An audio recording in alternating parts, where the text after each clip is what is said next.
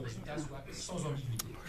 Pour que le message des Français soit clair, il ne faut surtout pas le diluer dans un vote extrême. Je reprendrai les propos de Jean-François, parce que porter sa voix sur les extrêmes, c'est enlever de sa force à l'opposition républicaine, c'est offrir à François Hollande une échappatoire et affaiblir la sanction démocratique qu'il mérite. Le vote FN, c'est l'assurance vie de Hollande et d'Hidalgo à Paris. Il faut en être bien conscient. Porter sa voix sur ces candidats, ou sur le candidat du Front National, pour un candidat d'abord qui fait du tourisme électoral, qui a été épinglé de surcroît, si vous avez vu la presse, pour son absentéisme record au Conseil régional de Picardie, où il est encore élu d'ailleurs, ce qu'il vient faire ici, qui a abandonné le 17e où il était candidat il y a encore un mois, pour le 15e qu'il ne connaît pas, je pense qu'on peut dire donc il se fiche éperdument, d'où il a évincé d'ailleurs une autre candidate sans ménagement, et où évidemment il ne remettra jamais plus les pieds. Son but, vous le direz dans les journaux, je ne vais pas faire sa pub en plus, son but avoué n'est pas de s'occuper des habitants du 15e, encore moins de faire basculer Paris à droite, non, il est uniquement de nous faire perdre le 15e en atteignant 10% des voix au premier tour pour se maintenir au second et faire gagner Madame Hidalgo en triangulaire dans le 15e. Voilà ce que c'est pour tous ceux qui seraient tentés par ce vote protestataire. C'est extrêmement dangereux, extrêmement grave, parce qu'en voulant protester, eh bien, on empire les choses, on les aggrave. C'est donc le meilleur allié d'Hidalgo à Paris, et pas seulement parce qu'il est comme elle, d'ailleurs, je le dis pour certains d'entre vous ici, favorable, lui aussi au mariage pour tous. Hein. Attention, je le dis aussi. En tout cas, ne vous y trompez pas, il n'est parachuté dans le 15e que pour faire perdre à la droite le plus grand arrondissement de Paris. C'est donc dès le premier tour, vous m'avez bien compris, que ça se jouera. Une voix pour le Front National, c'est une voix pour Hidalgo et ses alliés communistes, révolutionnaires, christianophobes, etc. Et j'en passe, et des meilleurs.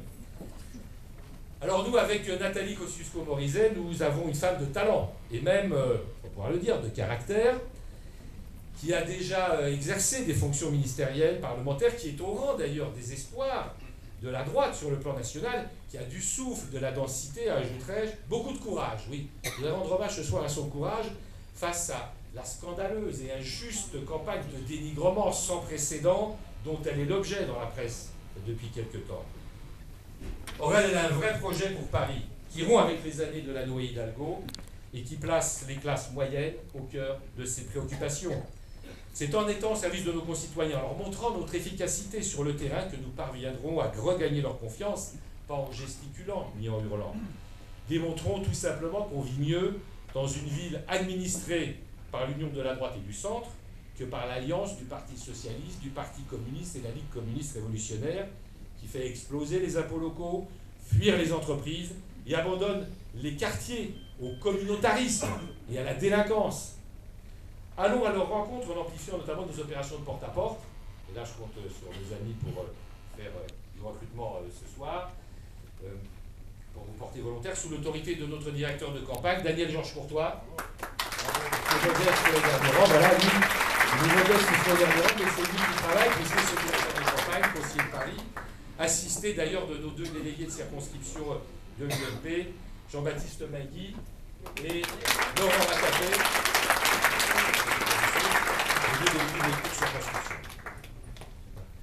Toutes les conditions sont aujourd'hui réunies pour faire des élections municipales un très grand succès.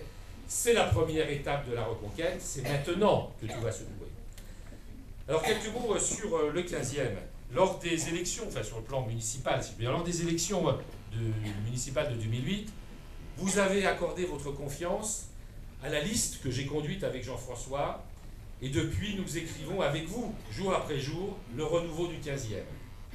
Depuis 6 ans, avec la force du soutien de mon ami Jean-François, avec l'exigence de proximité et de cohésion de mon équipe municipale sous la conduite de ma première adjointe, voilà, qui les cherche, ils sont tellement nombreux, Claire de Clermont-Tonnerre, le président du groupe voté du 15e également, que je cite Gérard Daboville, j'ai eu de cesse de tout mettre en œuvre pour améliorer votre vie quotidienne. C'était notre objectif collectif. Ainsi, les objectifs que nous nous étions fixés, les engagements du pacte de mandature que j'avais présenté à vos suffrages ont rythmé mon action. Ils ont été atteints d'ailleurs à 80% et parfois nous avons même été encore plus loin, malgré les obstacles, vous imaginez bien, mis sur notre route par Madame Hidalgo, jalouse de nos succès. Alors que les 23 et 30 mars prochains, vous vous apprêtez à faire un choix décisif pour l'avenir de notre arrondissement et de Paris, j'ai donc décidé, je pense que là c'est pas un scoop, d'être candidat pour un second mandat pour parachever l'œuvre engagée.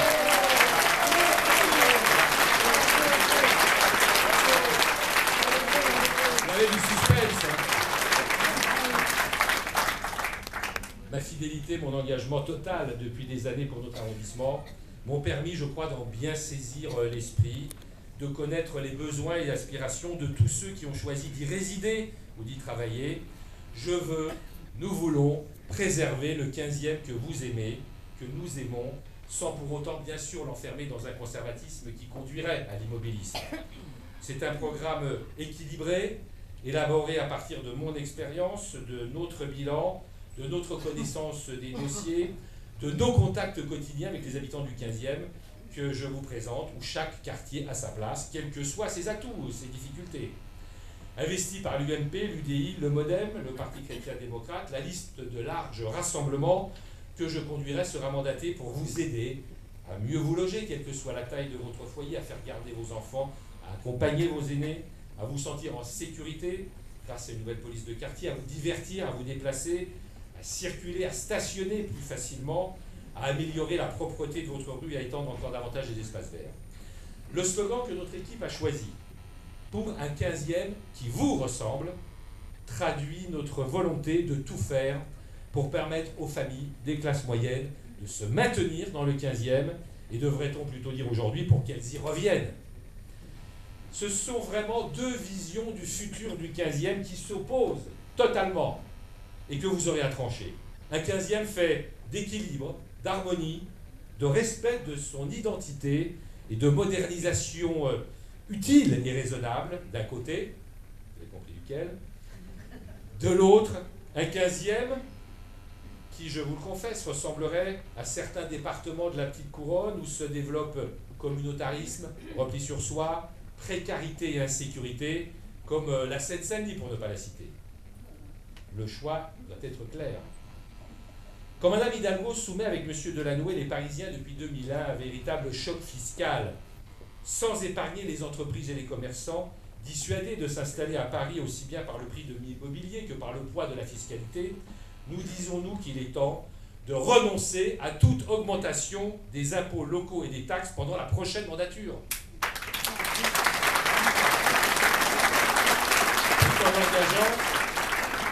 Tout en engageant, en plus, une baisse résolue des dépenses et des déficits publics municipaux. Et quand Mme Hidalgo préfère nuire au maire du 15e plutôt que d'aider à l'embauche des jeunes en s'opposant à mon projet de régie de quartier au Périchaux et à Brancion, nous soutenons toutes les entreprises entrepreneuriales de notre arrondissement pour aider les entreprises ou créer par exemple une bourse aux locaux commerciaux, aux espaces de coworking disponibles, gérés par une maison de développement économique et de l'emploi. Nous proposons aussi d'organiser un forum de l'emploi dédié aux grands projets. Ballard, nous en parlions tout à l'heure, et nous avons fait en sorte de pouvoir embaucher beaucoup de jeunes sur Ballard. La restructuration du parc d'exposition qui suivra. De mettre en place aussi une bourse au stage proposée par les entreprises du 15e à l'aide d'un site internet dédié. Quand Mme Hidalgo abandonne le terrain à la délinquance, au trafic, aux incivilités, ce dont elle ne s'est jamais préoccupée dans le 15e, à l'instar d'ailleurs d'un gouvernement totalement inefficace, sauf peut-être en parole, entraînant une hausse sans précédent de la délinquance en France et à Paris, 44% de plus de cambriolage en 2013. Quand elle s'oppose pendant des années à l'implantation de caméras de vidéoprotection, me traitant, à l'époque, d'hystérique sécuritaire. Pas tort, mais en tout cas c'est utile. Quand elle soutient l'ouverture d'une salle de shoot contre l'avis du Conseil d'État, ou qu'elle dépose au dernier Conseil de Paris un vœu prônant la création de structures d'hébergement pérennes pour Rome dans chaque arrondissement de l'Ouest parisien, par hasard.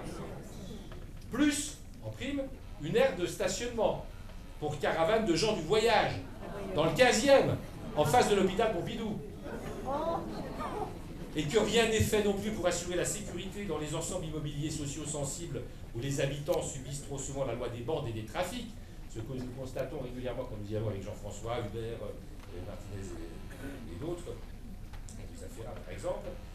Je veux replacer la sécurité au cœur de nos priorités et de notre engagement.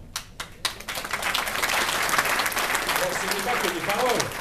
Nous voulons doubler le nombre de caméras sur la voie publique. Doubler le nombre de caméras sur la voie publique et que la mairie de Paris en implante dans les ensembles immobiliers sociaux et dans les équipements municipaux qu'ils nécessitent. J'étais à Nice il y a 2 jours pour aller visiter le centre de surveillance qu'a mis en place Estrosi. Imaginez que Estrosi, à Nice, a mis en place près de 1000 caméras sur la ville de Nice, intramuros. Ils font un travail extraordinaire. Il a fait interpeller des centaines, des milliers de délinquants. Vous savez combien il y en a à Paris? 1000. 1000 à Nice, 1000 à Paris. Oui, vous avez raison de dire. Ah, eh bien, il faut qu'il y en ait au moins le double. Alors, à Londres, c'est 75 000 caméras qui sont reliées directement à Scotland Yard. On ne demande pas tant, mais il faut passer à une deuxième tranche que je demande, que nous avons demandé. Et que nous implantions aussi, dans les ensembles immobiliers sociaux sensibles. Et les premiers, je vous l'annonce, parce que nous l'avons décidé, et finalement ça se fait en face, c'est au Périchaud, que les premières caméras... Voilà, oui, madame, qui habite au Périchaud. On a réussi à obtenir que les premières caméras à Paris, dans un ensemble immobilier sensible, soient au Périchaud. Nous voulons aller encore plus loin. Vous allez être contents, vous allez pouvoir m'applaudir encore. Même avant, c'est bien. C'est bien, j'aime bien être applaudi à titre préventif. Nous voulons systématiser les procédures d'expulsion des fauteurs de troubles qui gâchent la vie des habitants, comme nous venons de l'obtenir au Périchaud encore. Yes, dit madame. Et ça, c'est une première aussi à Paris. Pour rétablir la sécurité, et ça c'est parce que nous avons une volonté de réussir en matière de sécurité en harcelant la mairie de Paris, la police, les pouvoirs publics, de façon à obtenir des résultats en harcelant jour après jour. J'avoue que ce sera plus facile si on était à la mairie de Paris. Mais enfin bon, ça, c'est à vous de jouer après. Il faudra aussi établir une police de quartier avec des effectifs municipaux, c'est possible, sans que ça coûte davantage, une question d'organisation. Renforcer les patrouilles des agents de surveillance des bailleurs sociaux, le GPS, responsabiliser les parents des mineurs délinquants, notamment à travers l'instauration d'un conseil des droits et devoirs des familles, désigner un référent en qualité publique au sein de chaque conseil de quartier, expérimenter un dispositif que j'ai été testé en province, notamment en Saône-et-Loire d'ailleurs, qui marche assez bien, des veilleurs de proximité et des voisins vigilants. Il faut aller beaucoup plus loin en matière de sécurité aujourd'hui. Tolérance zéro. C'est notre programme, tolérance zéro. Et lutter spécifiquement aussi, bien sûr, et j'allais dire surtout peut-être, parce que c'est endémique, contre la délinquance venue de l'Est. On a l'implantation dans toute la France et dans le 15e d'une véritable mafia venue de l'Est qui nous pourrit la vie dans certains quartiers, notamment, mais pas seulement en rétablissant les arrêtés anti-mendicité, en sanctionnant mieux les délits dont ils sont les auteurs. 1 millier de Roms interpellés dans le 15e en 2013, c'est un chiffre au passage, en les expulsant davantage du territoire national. Et là, je suis d'accord avec M. Valls quand il dit que les Roms ont vocation à s'insérer. Je suis totalement d'accord avec lui. En Roumanie. En Roumanie. En coopérant mieux avec la justice et la police roumaine également. Et au nom de la mission d'information parlementaire sur la lutte contre l'insécurité sur l'ensemble du territoire national dont je viens d'être élu vice-président à l'Assemblée, ce sont les positions que je défends, même par rapport à mes collègues associés. Je peux vous assurer qu'ils prennent conscience aussi des problématiques. Et aussi, sur une élection municipale, ils commencent à réfléchir. Comme un Anne Hidalgo avec un acharnement certain et sous couvert d'une vision de l'architecture qui lui est propre, pour ne pas dire autre chose, tente de faire du 15e, fait du 15e, je ne vais pas dire que c'est sa volonté, mais fait du 15e, quand vous voyez ce qui se construit, un véritable musée des horreurs, en faisant un terrain d'expérimentation pour des constructions qui s'insèrent si mal dans un paysage du 15e qu'elle martyrise, du vert rue des Nouettes, vous voyez cette belle couleur vert pomme rue des Nouettes, du orange et du rouge rue de la Croix-d'Hiver, ah c'est beau, une architecture que je n'hésite pas à qualifier de carcérale dans la ZAC Lussico, du multicolore rue Frémicourt, on a tous les goûts, un préfabriqué en guise de patronage laïque du XXIe siècle, Une résidence pour étudiants et travailleurs migrants adossée à des voies de chemin de fer et coincée à côté des cuves de fioul de la CPCU. Une suraccumulation de logements sociaux sur le site des anciens laboratoires des ponts et chaussées. Des logements à la place d'un réservoir d'eau, le hasard de Grenelle. La destruction d'une église, là, sur le acteur joueur de François Bonvin, c'est juste après les municipales. Une tour de 180 mètres de haut, porte de Versailles, la tour Triangle, qui a la programmée pour 2017. Et je vous invite à venir manifester avec Yann Verling d'ailleurs. C'est demain. Demain, une manifestation contre la tour Triangle à quelle heure? 13h30. Où ça? Porte de Versailles, c'est là qu'elle est construite. Donc n'hésitez pas. Et puis aussi peut-être des barres de 50 mètres de haut un peu partout, comme au Périchot, c'est tellement réussi. Pourquoi ne pas en faire partout? Autant de projets que ma première adjointe, qui est toujours là, elle n'a pas bougé, dénonce régulièrement dans les jurys d'architecture. Eh bien nous plaidons pour un urbanisme doux et respectueux de son environnement urbain. Quand Madame Hidalgo prône sans discernement la réalisation de 30% de logements sociaux. Ah oui, j'ai oublié de vous dire qu'elle voulait donner le poste d'adjoint au maire de Paris chargé du logement au président du parti communiste de Paris, hein, M. Yann Brossard. Donc un communiste qui sera chargé du logement à Paris avec Mme Hidalgo. Donc vous voyez ce que ça veut dire. C'est la soviétisation du logement social. Nous voulons requalifier les quartiers dégradés et rénover les logements sociaux. Dans un arrondissement qui compte près de 20% de logements sociaux. Attention, c'est pas 2% dans le thème, c'est 20%. Près de 20 000 logements sociaux. Contre d'ailleurs 5 à 10% dans beaucoup d'arrondissements de gauche qui critiquent les autres parce qu'il n'y a pas assez de logement social.